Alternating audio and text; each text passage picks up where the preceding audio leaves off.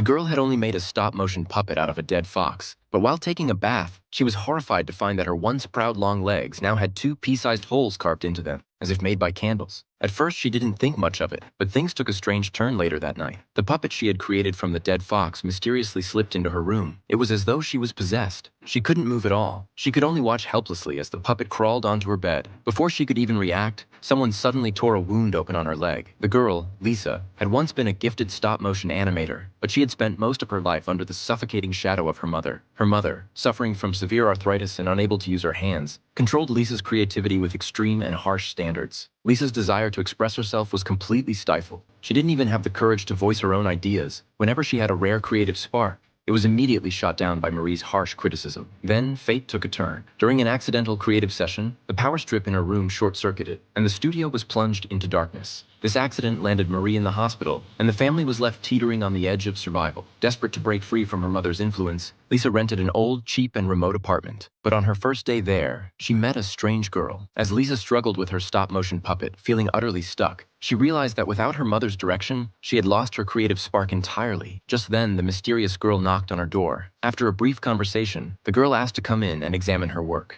At first, Lisa didn't feel the need to be cautious. She gave the girl a detailed introduction to her stop-motion process, and even shared the creative block she had been facing. What happened next was unexpected. After the girl looked at Lisa's unfinished animation, she told Lisa a terrifying story about the Black Forest. She then came up with a shocking and macabre suggestion. Instead of using funeral candles to make the puppets, Lisa should use the flesh of a dead fox. The girl claimed that this would give the puppet a soul, creating a real texture and life for the figure. Lisa immediately rejected the idea on the spot. It was far too disturbing. But after the girl left the studio, Lisa looked at the puppet in her hands. To her horror, it suddenly appeared grotesque and lifeless, devoid of any of the eerie, terrifying aura she had once hoped to create. In a fit of anger, she rejected all her previous work, throwing the unfinished puppets out into the hallway like trash.